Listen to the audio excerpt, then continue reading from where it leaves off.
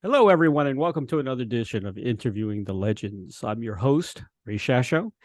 Downes Braide Association was formed as a studio-based project by Geoff Downes and Chris Braide. It has previously produced 4 studio albums, Pictures of You, Suburban Ghosts, Skyscraper Souls, and Halcyon Hymns, and a live album, live in England. The project draws on Downes and Braide's rich musical heritage to create a delightfully accessible brand of progressive rock. British singer-songwriter-pianist Chris Braide has recently returned to the UK shores after many years based in California. He enjoys enormous success writing and producing music for film scores, advertising campaigns, and working closely with artists including Sia, Lana Del Rey, Christina Aguilera, Beyonce, Paloma Faith, Britney Spears, and Marc Almond.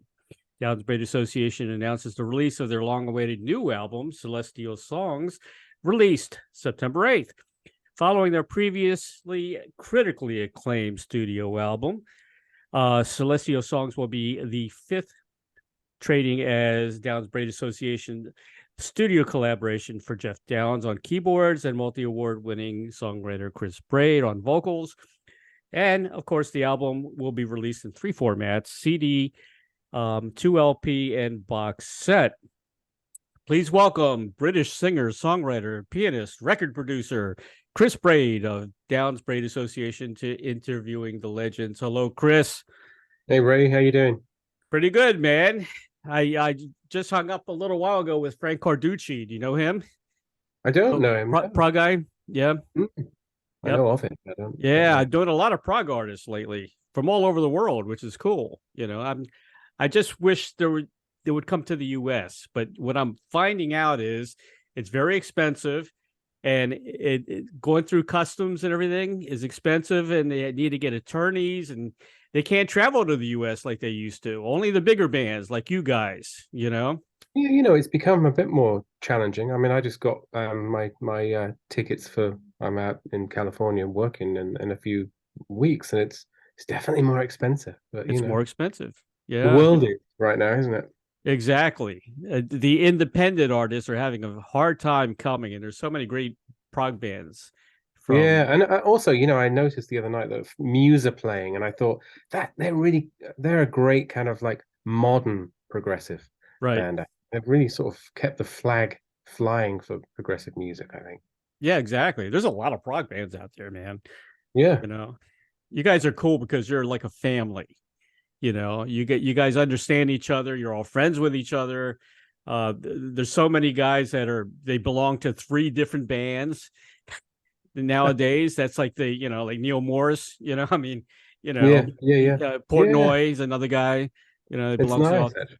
And Yeah, it what's is nice real. about DBA over the last couple of albums, particularly, is just sort of, extending that family and having guests on, so the late David Longdon, of course, and people like Marc Almond and now Francis Dunnery is on this new album, and Andy Partridge from XTC. I It's great. know that was really cool. Yeah. Yeah. Well, I've had Geoff on the show many times. I love Geoff. He's such a good guy. Oh, yeah. Yeah.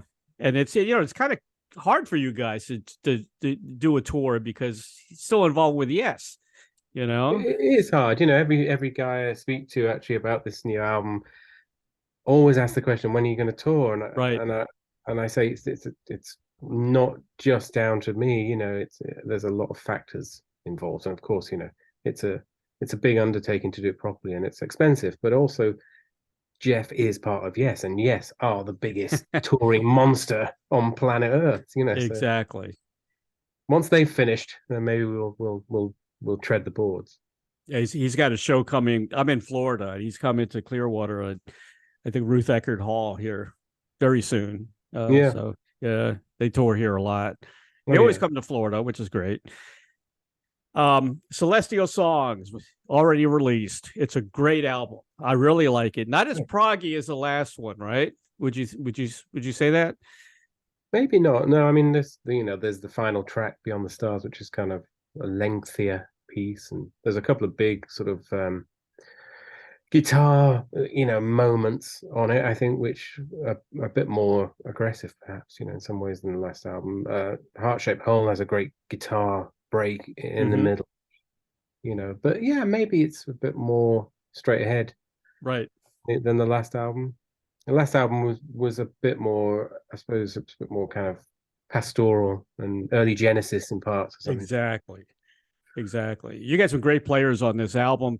Our friend Dave Bainbridge, I love Dave. He's such a Yeah, good guy. He's on so many albums lately too, man. He's getting around. yeah. You got Annie Hodge as well from Soft Cell, and of course Marc Almond, who's I think probably a good friend of yours, right? Marc Almond, yeah. Yeah. He is, yeah, he's a good friend. I mean, I've been working with him for a lot of years now. And he's great, and he loves being part of it, and he loves DBA's music as well. Which Mm-hmm. you'd never think that actually, because of the music he's been involved with. It's not a natural fit, but actually, you'd be surprised. Marc and I will talk at length about Black Sabbath, Judas Priest. I mean, we're both not even closet fans because we're well open about our our love of proper heavy rock music. And he's a big fan of that stuff. That's cool. So am I. Yeah, exactly. I was a child of the 60s. I grew up in the There you 60s. go. Yeah. Some of the tracks that I really love. First of all, there's an official video out for Look What You Do. Mhm. A little Beatle influence on that track. What do you think? I definitely think so. Yeah. I mean, I think, it's unashamedly. I think the song itself was kind of, when I sat writing it at the piano, I was thinking it sounds kind of Beatley, but I wasn't intentionally trying to write Mhm. Beatles stuff. But then when we were doing the recording, there's the big Abbey Road sort of type strings in the second verse. Exactly. Kind of, it was fun to try and do a something type thing. That was the kind of idea. Yeah, And how close we got. You know. artists are so influenced by the music you grew up with. You can't help but, be influenced by the Beatles or Led Zeppelin or whoever it is. It just happens. Exactly. I mean, Yeah, how could you not be influenced by the Beatles? exactly. It's a good thing. Oh yeah, absolutely. What I was a top 40 DJ back in the late 70s. Okay. And I always can pick what should be the hit on radio. If commercial radio was only like it used to be, Clear Light. Yeah. That was to me, that's the hit. Oh, really? Yeah. Interesting. Yeah, because when we were trying to pick singles for the album, Mm-hmm. everybody was saying, "Look, what you do is good," because it's kind of like it's got the chorus and blah blah blah. And at the 11th hour, I sort of panicked and said, "No, it's Clear Light." And we Really? changed the whole thing. It was suddenly like, okay, Clear Light's the first one, and we'll swap them all around. So I'm glad you said that because Yeah. you wonder if you did the right thing. No, I agree, man. That's the hit. I mean, if we had top 40 like it used to be, that would be a top 40 hit for sure. Well, a I friend of love, mine actually said, if it was 1978, we'd all be on yachts now with this yeah, album. exactly. He's a big fan of me. You're 100% right, man. God. Keep on moving. That's another official video out there. Yeah, Which deals with, I guess, nostalgia and looking back at the yeah, formative times in a person's life, which is that's what you guys are all about anyway, yeah. I think yeah, when Geoff and I write, there's always a kind of nostalgia to it. I right. don't know what that is. It just and we've joked before and suggested it's because we're both from the north of England. We're both Cheshire. Mm-hmm. So I'm actually not far from, where the Fab Four were from, Yeah, I'm from Warrington originally in Cheshire. And so I don't know if there's some kind of like yearning with northern sort of, who knows? I don't know. But there's something about it when we write, there is a kind of nostalgia there. And that's evident in Keep On Moving. In fact, Keep On Moving is a bit more like the last album than a lot of the other tracks on this new album. I agree. And then you come out with Darker Side of Fame, which is really cool, about the losses in the music world and witnessing casualties, and things like that. That's it's a very deep track. I like that a lot. What were you thinking about? Was there certain people in your life you were thinking about? Yeah, I mean, I think having been in the music industry for quite some time now, I've seen the you know the pluses and minuses of of it, and what makes somebody desire fame. Mm-hmm. I don't know. Does fame create the neurosis, or is the Right. neurosis the thing that creates the fame or desires the fame? I don't know. But I've seen the casualties. And also, Michael Hutchence, I thought was fantastic. People always going about Michael Hutchence and the tragedy and the sort of seedy side of it and the women and stuff, but nobody ever talks about what a great singer he was. He was a Right. really Yeah. great singer, and I loved his voice. That guy could sing anything, and Yeah. he looked great, And then I met him about 6 months before he died, and a friend of mine called me up and said, "Hey, have you heard about Michael Hutchence? He died." And I was just like floored because I Mm-hmm. thought that was one guy that was never going to die. Right. A bit like Phil Lynott or any of those people we loved. Right. So it's a shock when it happens. So I just kind of felt like writing about it and saying, you know, this is the other side of it. My kids used to kid me because I had a bit of a man crush, I guess, on Chris Cornell.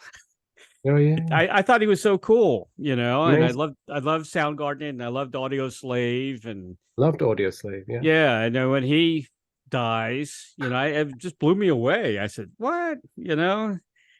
It just blows you away. You don't know why, it and does. Yeah, I mean, Chris Cornell was another one. He had great hair. Michael Hutchence and Chris Cornell had great hair. It's like you absolutely need to stay on Earth so we can look at your hair. it's This can't happen. hey, you got great hair Tragic. too. Oh, The this is an interesting track. Hey Kid, yeah, which talks about, I guess, guns, right, in society. yeah, Yeah. yeah. Well, it's specifically guns and children. Guns Or with children, guns. yeah, Yeah. it's I don't know. I have to be careful because I've got a lot of American friends and I love them dearly and I love America. Right.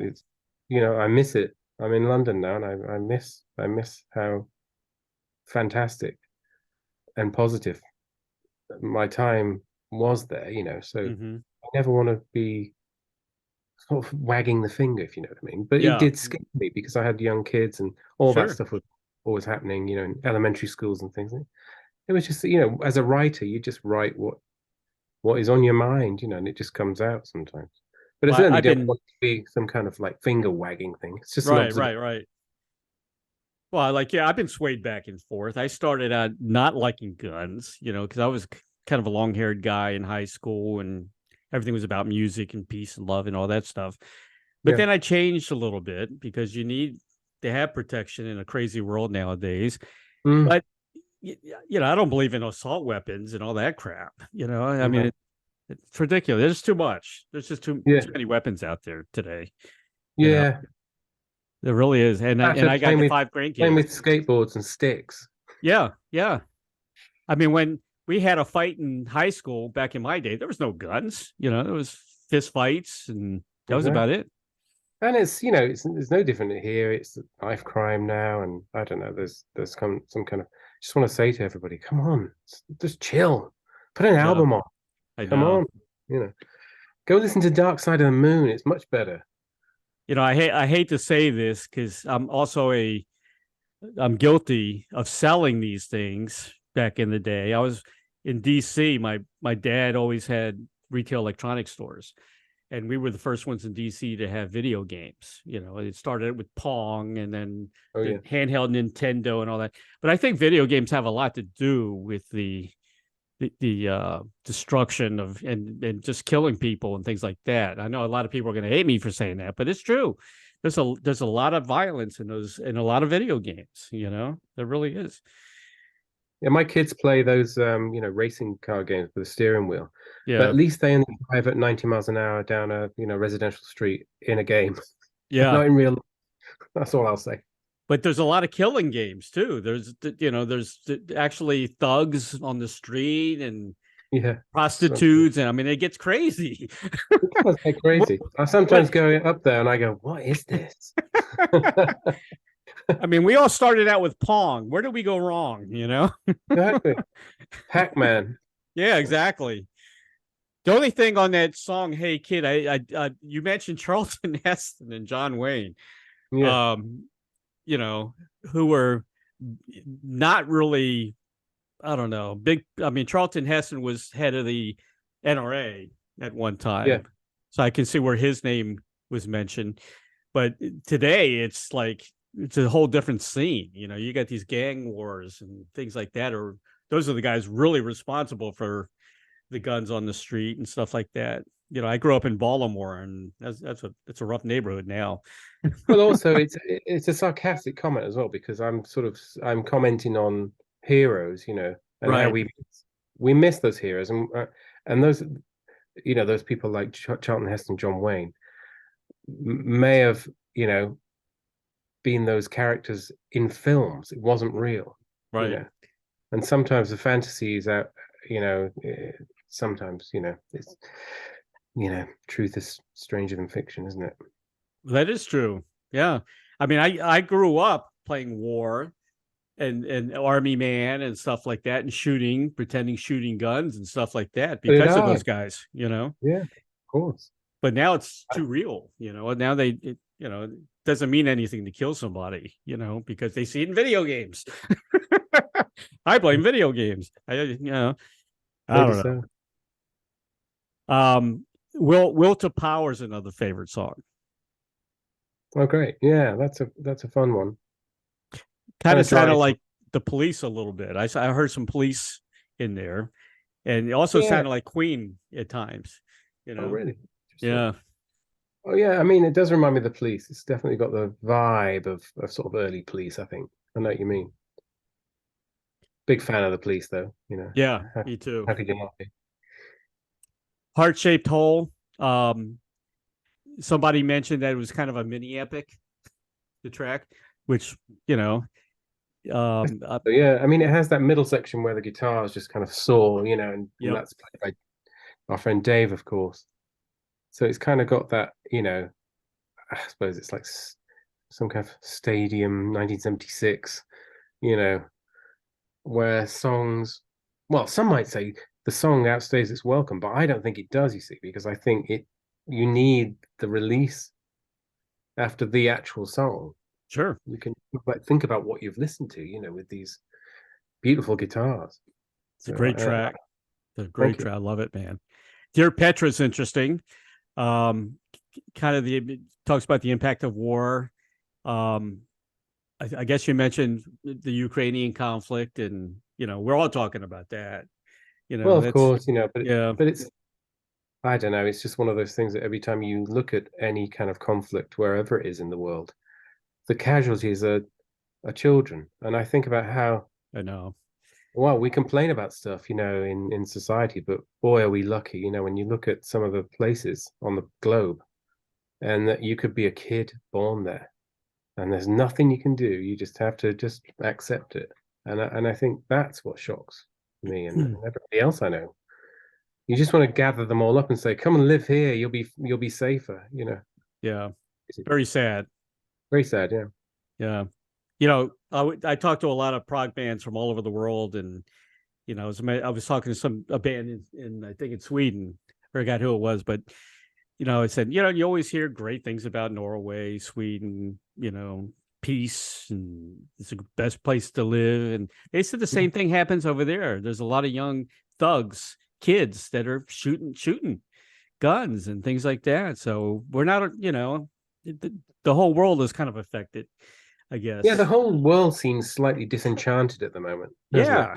Like we've got to find some way of getting back to a sense of peace, I think, Music. without sounding, yeah, music, exactly. Either Music. making it or listening to it. Music is the common ground for people, I Absolutely. think. I really do. Yeah, Goodbye to You, Sister Shame, um, written by you, Geoff, and Andy Partridge. indeed. Yeah. That's pretty cool, man, because you don't hear too much about, like XTC and what I love too about Andy was the Dukes of Stratosphere. Did you ever hear that band? Oh, absolutely. Yeah. There's nothing you could tell me about XTC I don't know. Honestly, I'm a huge, I'm a huge fan Me since I was a too. kid. I, Having him on the song is, it is so cool. so great. Yeah. And that's the thing. DBA's been joyful like that because it's allowed, both Geoff and I actually to reach out to people we always wanted to work with, but there was never the right context or whatever. We had Kate Pearson on one of the albums from the B-52s. It's like people were so surprised. Wow, you've got Kate Pearson to sing on one of the tracks. Yes, we did, because she's amazing and she's got that voice.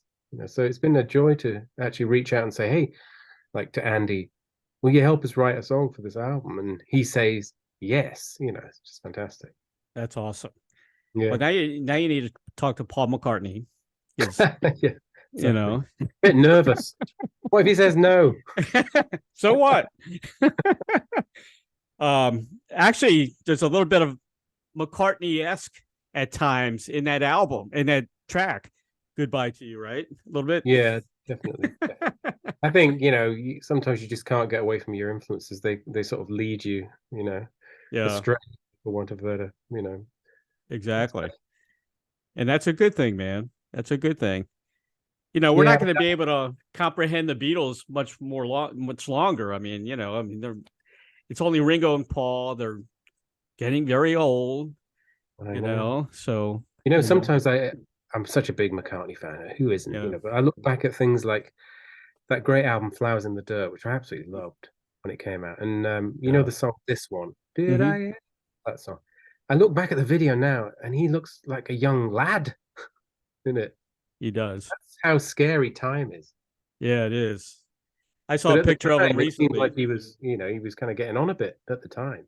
Do you see a picture of him recently? He kind of unshaven. Yeah. People were saying, don't do that, Paul. Shave. It makes you look, older, growing that stuff on your face. It wasn't a beard. I don't know. Maybe he's growing a beard. I don't know. But everybody's worried that we're going to, not have him around for forever, but none of us stay around forever, let's face it. So Paul's not going to get away with that one. I think he stayed in great shape. I mean, he's still thin. I mean, look at Ringo though. Oh my God, the guy looks fantastic. Yeah, somebody, a friend of mine says Ringo looks like no, Paul looks like Ringo's dad. I haven't heard that one yet. That's funny. Yeah. Well, I think Ringo's a vegetarian, right? Yeah, I'm pretty sure of that. But it looks great. I've covered Ringo a few times in concert, and saw him up close and everything. Man, he stays so trim. I don't see how he does that. Mick Jagger stays trim too. You know, I like the new Rolling Stones single. Actually, I've heard it the other day. It was great. Did you? Was it good? Spivey. It sounds like In Excess or something. Yeah, Spivey. And they're working on another album after that one. Can you believe it? Wow. Yeah. It's a bit like DBA. I have to say, we've got this album at the moment, but DBA 6 is actually written. Oh, really? It's written already, huh? Written, yeah. Wow. That's great, man. A sort of creative sort of splurge. Any hints of which direction that one's going? I mean, there's definitely more progressive. There's a song. One of the songs is called Lake of Memories, and that's really a big, long, like a Skyscraper Souls type, whole side kind of thing so far. But who knows? It could change. Yeah. Well, we can't wait. Can't wait. I think one of my favorite tunes on this album is Beyond the Stars, and I think that's the longest track too. Yeah, it's very, very prog. Back to prog on that one. I think. Yeah, it's very filmic and sort of, it's a sort of cinematic sort of moment, I suppose. I love people use that word a lot now on their music, cinematic, which is good. It describes everything, really. Well, albums to me, especially DBA albums, I always see them when I'm making them like that. Like, you don't watch half a film, do you? Or you don't start at the middle. Right. So I always think that they're best consumed as a whole piece, rather than listen to the singles or listen to one track here or whatever. And that's how I'd like it, because that's how I listen to albums as a sort of young lad. I put the album from start to finish with my headphones, and it's like, okay, I'm going for the journey. Chris, how old are you? Because you look very young. Do I need to say? Well, how old are your kids? Well, one is 18 tomorrow. Can you believe that? Okay, well, yeah, I can imagine then. Wow. You got it. Yeah. How many kids do you have? Got two kids. Yeah. Yeah, It's I amazing though, have. when your kids get to 18 I and know your it's, daughter's 15, yeah, but you can remember them sitting on your shoulders I 10 know. minutes. Wow. Life flies, man. I got 5 grandkids. Wow. You only look 25. Yeah, I wish. I'll be 65 soon. Are you looking well? Yeah, thank you, thank you, Shaped. thank you, thank you. Well, we're gonna say you're 28 and Okay. holding. That sounds sounds good. I'm going to read your explanation of the band. Okay. DBA's music has always been about the big questions, the beauty of love, and the tragedy of loss, but always with hope, I suppose. Celestial Songs is the latest chapter in that series. I hope people enjoy listening to the album as much as we enjoyed writing it and making it. So that kind of explains the band a little bit and their little philosophy, I guess. I thought that was cool. Cool. Yeah, kind of sums it up. It's always difficult, isn't it? When they ask you for a couple of lines about, what it means or what the band is, but I think that's as close as I could Yeah. get without sounding, highfalutin or as Billy Connolly would say, windswept and interesting. Andy Hodge, you said he was a very much a um, integral part of the band and then unit as well. Mm. Yeah, he is. He's a great player, but I've got to say, Andy came up with that line in Will to Power because originally he played the bass part, and at the end, right at the end, as he was, I think, getting bored of playing because it's basically a root note with two chords, and Right. you're just going to, and at the end, he started playing, and I was like, what? That's fantastic. So I chopped it and I made it happen everywhere, turned it into an intro. So great musicians are great like that, and drum machines and program synths are great, but they don't surprise you in the same way. Exactly. Yeah, I agree with you on that. Yeah. Halcyon Hymns. I got to tell you, man, when I heard Your Heart Will Find a Way as a top 40 ex DJ, that's got to be in the top 5 top 40 hit. That's a hit. Why can't commercial radio be like it used to be? You would have made a lot of money on that tune. It's sad, isn't it? It's sad. It is sad, man. Top 40 radio when I was a kid would play like Love Will Find a Way by Yes, but they'd also play a Madonna single, on the same station. Yeah. Well, it all worked great. Everyone was happy. Sure. In the club, And it's a shame it got kind of a lot of the genre thing started to come into radio. But when in the 60s, I remember top 40 was the Beatles, Frank Sinatra, Motown, and a little bit of country too, like Bobby Gentry, Absolutely. It was all mixed the whole in. family on the holiday car trip were totally catered for from one station. Yeah. Exactly right, man. Those are the good old days. Yeah, it's a shame. I love the way you sing that song, by the way. Your Heart Will Find a Way. I listen to that song over and over and over. I do like that. It's a great tune, man. Yeah. Thank you. How long did it take you to write that song? A couple of days, it's like really chip away and sort of, music, and then the lyric is probably like a rough vocal, and then I'll go away and sort of tweak the lyric and edit, and then go back and do a new vocal with edited sort of lines and stuff. So yeah, 2 days or something. Usually those big hits on top 40 radio, they were written pretty quickly. I mean, the spark, if you like, is quick. Yeah. Because you're kind of inspired and you're inspired to do something. So the initial thing, it exists. Your Heart Will Find a Way as a song would have existed within the first hour or two. Right. And it's a case of, sculpting it, exactly. Yeah. Great song. The other one too, Love Among the Ruins, is another hit. Both of them. And I think I heard both of those for the first time on Moro.com in France. Oh, really? Yeah, they played it a lot. Oh, yeah. I really like Love Among the Ruins. Hmm. Yeah. I think it works really well. It's one of those things that sometimes songs and the accompanying video can be slightly at odds, with Right, one another. But right. I think in our case, Love Among the Ruins with the visuals works great. It Hmm. adds to the pathos of it. Because I don't know if anyone's ever seen the video for Love Among the Ruins, but it's found footage of a family in Italy in the Hmm. 1950s. And it's quite haunting to watch it with the visual. For me, anyway, I think it Hmm. added to it. I'm glad you like that. Thank you. I do like it. I want to mention you got a show coming up in November 3rd with Marc Almond, right? Yeah, Uh, we're playing the Union Chapel. Yeah. huh. It's just well, I say solo. It's the two of us, obviously, but it's a piano, grand piano, two mics.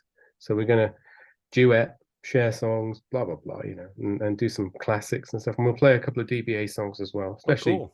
Darker Side of Fame and Warm Summer Sun from Halcyon Hymns. Hmm. So it should be a fun night. It's billed as an intimate evening, so it's going Right. to be low key and no band, just the two of us.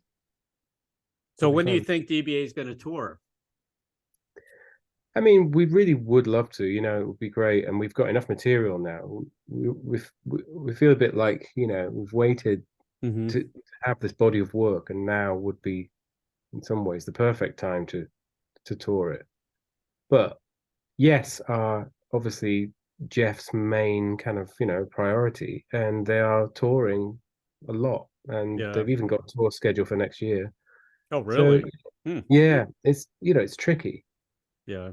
I know Geoff wants to do it, and I do, but it has to be done right. The thing is, you can't just you know have one day's rehearsal and then I mean it's like it's a big Yeah. undertaking because we care so much about the records.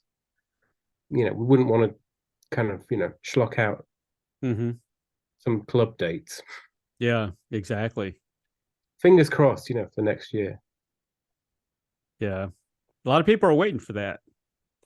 Yeah, Yeah, for you guys to tour. Have, I have, know. you, have you guys done Cruise to the Edge or anything like that yet? I haven't done it. No, I mean I know No. Jeff's done it a few times, but Yeah. I was in the States when that was happening, and I was just so busy with a lot of the Sia stuff I was working on was around that time, and all those first two Sia albums that I worked on, Hmm. they took a lot. It was a months and months of You're a busy work. guy, man. All the people you've worked with. Wow. Yeah, sometimes you look up and you go, oh, it's another year. Wow. And I wanted to mention talk about the producers. I went on your website. That's an interesting thing, huh? Interesting project. What goes on with the producers? The producers was that's how I met Geoff actually originally. The producers, the idea was I was good friends with Steve Lipson, um, Right. who worked with Trevor on all the Frankie Goes to Hollywood Yep. stuff and Chris Jones, all that stuff. And Steve and I were good mates, and he kept saying to me we should form a band and get out of the studio, just have some fun. This is way back in early 2000s. And we did eventually. And Trevor got involved with Lol, and then I brought Ash Stone, the drummer, in, who I'd known for years before that. And we had good fun, And then, so cut long story short, I moved to the US and that ended. But I'm back now. So we're sort of resurrecting it, Okay. which is going to be, the release of the original album remixed Hmm. uh, early next year and some live dates next year as well. You So got it's 10cc founder. yeah, Um, you got Trevor Horn, who's got a new album out too, by the way. yeah, You got Stephen Lipson and Ash Sohn, yeah. the drummer. Ashton's great drummer. He was in Delamitri and he was also in a lineup of Squeeze in the sort of late Yeah. 90s. He's a great player. So this is like I don't know, it's a super group almost, isn't it? Yeah, it's kind of yeah, yeah. Pretty cool, man. So It you was got a lot. cool. Yeah. So you got to, so while Geoff is touring with, yes, you can be touring with the producers. Well, that's the thing, you see. I mean, the thing is, I have to say that I wouldn't have met Geoff if it hadn't been for Trevor. Trevor, yeah. You know, Yeah. Trevor was, he's the early kind of, sort of, I suppose, route into the world that I'm in now in some ways. Hmm. And he said to me one night, we're getting the Buggles back together. Do you want to be a Buggle for the evening? So I went along. It was great fun. Went along and we did a charity show at a place called the Supper Club in London and had a Right. couple of days rehearsal beforehand. And of course, Geoff was there and we hit it off. And I said, this is great. We'll get on like house on fire. We should write. Simple as that. Hmm. And you write and make music with people you like, I think. And that's how it kind of started. So did you sing Video Kill the Radio Star, or was that did you No, no, contribute to that? No. I didn't sing any. No, I didn't sing any No. leads on No. the vocal stuff. But I did sing. I think at that show I sang "I'm Not in Love." Okay. The Oh, okay. Then I did CC. that, Yeah. and backing vocals and things on the Buggles tracks. But no, Trevor Yeah. sang all the Buggles songs. Great fun. Hmm. Mad. Very cool. One of the other guys I was kind of instrumental in your career was Dave Stewart, right? Absolutely, yeah. He's a big mentor, early Yeah, mentor. from the Yeah, Eurythmics. Yeah. he was great. Yeah, I mean, he would call me up at my. I was living in a flat in North London. He would call me up and say, "Do you fancy going to New York?" And I'd say, "Yeah, sure, that'd be great." Thinking he meant in 2 weeks. And he'd go, "Okay, I'll meet you at the airport in an hour." And he's like crazy like that. I go, Oh. "Okay." He was just, on another planet, but in a brilliant way. Very cool, man. Yeah. You work with so many people. I was a fan because my kids were big fans of Britney Spears, and we actually saw Britney when she first came out. Like I think it was Oh, her first tour. You worked on, what is it, Perfume, and what Perfume, else? yeah. What else did you work with Britney? I did um oh, you've got me on the spot now. Brightest Morning Star Oh, okay. with Dr. Luke. Mm-hmm. Uh and Perfume I did with Sia. So With Sia and I Sia? wrote that. Yeah. I feel slightly sad about, the sort of recent things with Britney. I hope she's all right. She was very I know. sweet in the studio and a great pop star. I saw a picture of her, I guess, in your studio on her phone. I think that was on your website or something. Yeah. Oh yeah, yeah. Yeah.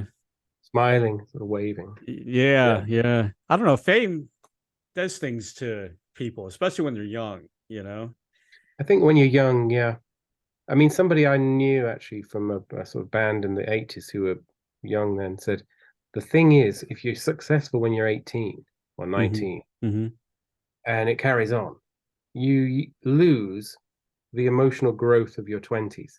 Basically, just get put in the dumper, you know. Yeah. You lose it. So then you re-emerge as a 35-year-old as a complete wreck. Yeah. So potentially, It's true. you haven't got the right people around you. So And it's Brittany was a Musketeer, so she started very young, oh you yeah, know. That's absolutely. and so Christina too. I think they were both Musketeers together. Yeah, Yeah. amazing. But You it's not an easy job, and I think it's one thing watching. You can criticize, pop Mhm. stars like that, but try and do it. It's not an easy Yeah. job to Brittany's do it got a with. lot of fans though. They're always on her side. They Oh they like yeah. those crazy videos she does dancing, you know. And my daughter, she's 37. She still loves Britney. Yeah, you it's know. fantastic. So She'll she's come got her back. fans We'll make forever. another album. Are you? Are you gonna work with her again? No, no, I'm saying, I hope she comes back, and makes another Yeah. record. Yeah. Get, I hope so too. yeah, Yeah. You worked with two Spice Girls too, right? I did. I worked with Emma, Baby Spice, and I worked with Right. Victoria Beckham, And that's who's hard to do. lovely. Yeah. Victoria was great. We spent a week on one lead vocal, just making it work. Really? She came in one day to listen to it, and she said, "You must have magic fingers." She's great. Did you meet David? I did. Yeah. Did you? Yeah, he Came looks down like to a the nice studio. guy. Oh, Yeah. he was very sweet. Yeah, very sweet. He came down to the studio to listen to what we were doing. We did a track called IOU, Mm-hmm. which was on her first solo album, and it's a real Prince kind of pastiche. Hmm. If you've never heard it, it's very Princey. I gotta admit, man, I embarrassed my daughter a lot when they came out. I was a big Spice Girls fan. Everybody was, weren't they? Oh my God. Guys especially. I mean, to me, they were actually the Beatles, women Beatles. They were that popular, they were great. Very, very good. Yeah. I went to their very first launch party, actually, at You did? 19 Management. Huh. Yeah, it was in London. And I saw them. They were all getting up on the tables and doing their thing. And, it was like force of nature watching them together. I never got to see them, even on the reunion, because they never came to DC. Oh, really? I was up in DC. I live in Florida now, but I'm from the DC area, and they didn't play there. They had, I think the last tour they had specific venues that they were playing, and there wasn't a lot of venues either, Mhm. But and I guess it's over. I don't think they're going to come back again. Only solo. Never say never. Never say never, right? For years, Paul Weller from the Jam says, well, for since the Jam broke up, actually, it's never going to happen. We're never going to go back together. And I always say that's the one band that I might just turn up and go and see, because that would be really interesting. Yeah. But people say no, it's too late. It's never going to happen. But never say never. Never say never. Well, okay. Well, how about XTC? Well, I've spoken to Andy about that, and I said, look, come on, just call Colin and Dave. Yeah. And just do a gig. If they announce the original XTC lineup, they could play the O2 in London tomorrow and sell it out. Oh yeah, definitely. Make a ton of money and go and live happily ever after. And he won't do it. He won't do it. I don't think any of them want to do it now. I think it's the ship has sailed. I talked to Todd Rundgren. Todd Rundgren was a producer for them. Yeah. And he said, I think one of them was afraid to fly. And that's why they were, they didn't do as many gigs as they should have probably done. And that's why they did that side thing with Dukes of Stratosphere, which I loved. I think that was great. I think they put out 2 albums, but I'd go see them as Dukes of Stratosphere. I'd be happy. Well, that's absolutely. And I think Andy had stage fright, and he just couldn't get over it. Yeah. Just those things. And the Dukes of Stratosphere was really that's Andy's happy place, to be in the studio with a bunch of songs, dressing up as his heroes from the 60s. Exactly. And doing songs in the style of the 60s. That's like, he's happy. Oh, I loved it, man. I was happy too. I love psychedelic stuff. There's a song on the second Dukes album called Pale and Precious, which is it's the best song the Beach Boys never wrote. It's so beautiful. Just brilliant. It didn't get enough attention. I mean, they got some attention, those 2 albums, but not nearly as much, because it's very different. It was very clever, It was very clever, and it was kind of billed as an album that came out then, but was overlooked. Yeah, that's how they built it. But the funny thing is, the first Dukes album came between, I think, The Big Express and Skylarking. Right. And Andy said it sold more than the XTC album the previous year. Really? I didn't know that. Yeah. They're great. Okay, Chris, here's your final question. I know we're getting close to the time. Here's a question I ask everybody. I get some really interesting answers. If you had a Field of Dreams wish, like the movie, to perform or collaborate with anyone from the past or present, who would that be? Now, you can't say Paul McCartney, because that's the number one answer that everybody says. Okay, who would it be? Yes. One person? No, it could be a band if you want. Okay. Oh, that's interesting. I mean, if it was a band, then I would say, can they be alive and dead? Yeah, sure, of course. You can pick Beethoven if you want. All right, well, it would be Marc Bolan, Steve Curry, Mickey Finn, Bill Legend, and I'd get Gloria Jones to do backing vocals. Oh, cool! Wow, that came out so fast. I'm amazed. Yeah, Yeah. T-Rex, the original lineup with Bill on drums and Steve on bass, Mickey on congas, and Marc Bolan. But on an alternative night, I might say, the Plastic Ono Band. Really interesting. Was Yeah, I think Ansley Dunbar was the drummer, wasn't he? In that, I think, is it Ansley Dunbar or Alan? Was it was it? Alan? Yeah, and sometimes Klaus Vorman, wasn't he on bass? I think Yeah, sometime. that's right. But I think that's just a great period, and Hmm. you know, I'd like to just sit at the side of the stage and watch. Right. A lot of people say that they would just like to sit and watch. Oh yeah, Yeah. I'd like to do the same with T-Rex as well. I mean, I wouldn't want to get in the way of Marc. He knows what he's doing. So many singers imitate Marc today. They say Paul Stanley from Kiss definitely imitated Marc Bolan, the way he bounces around on stage and everything. Absolutely. Yeah, that was a good band. There'd be no Kiss without Bowie and Bolan, would there really? Oh yeah, for sure. All right, here's a good question for you. When you go live, how are you going to act on stage as the lead singer? Are you Well, if you check out Live in England, because we did an album called Live in England, right? There's a film footage on the CD. There's DVD or whatever. Right. That's kind of how I am on stage. Okay. So check that out. Are you behind the piano, basically? No. I was actually out front, without an instrument, which was kind of interesting because the producers, I was behind the piano for that. Right. Very much like a sort of Eric Stewart from 10cc kind of vibe, Yeah. With DBA, on the 3 gigs that we did, I was just out front as a singer, and it was kind of liberating. I'd never done that before. I would always had a guitar or a piano.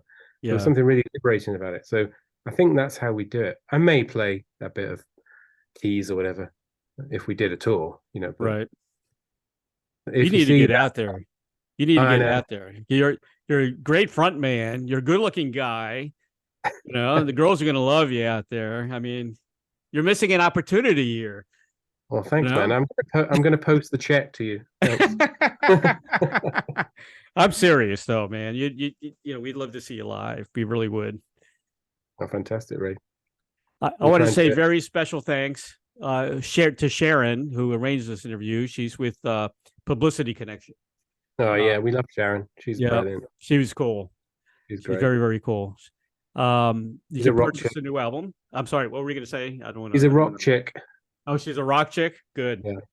Yeah. It's amazing how many PR people are women today. Most of them are. Yeah, they know how. Yeah, exactly. Absolutely.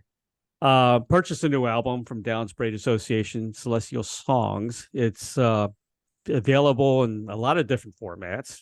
2 LP version, CD, box set version.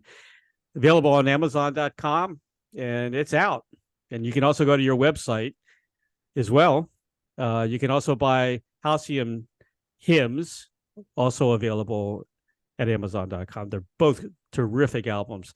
I'll give the new album 5 stars. How's that? Oh, thanks, man. Yeah, man. For more information about Downes Braide Association, of course, you can go to downesbraide.co.uk. They're on Facebook. Chris has his own website. Geoff Downes has his own website. You can go on YouTube, Twitter. You're everywhere. And we just can't wait to see you guys live. That's next. Fantastic. Keep our fingers crossed. Yes, man. And please, US. Definitely. There's a good chance you guys will play US because, the Yes connections, and you're not going to have any problem here. But some of the other bands do have issues and they can't come to the US because it's so expensive. But you guys will be fine. It would be amazing. It would be. I mean, DBA in the US. That'd be great, man. That'd be wonderful. Thanks, Chris, for being on the show today, man. I really appreciate it. Great to see you. All right. My best to you and your family as well. All right. You too, man. Take care. Thanks so much. Bye-bye.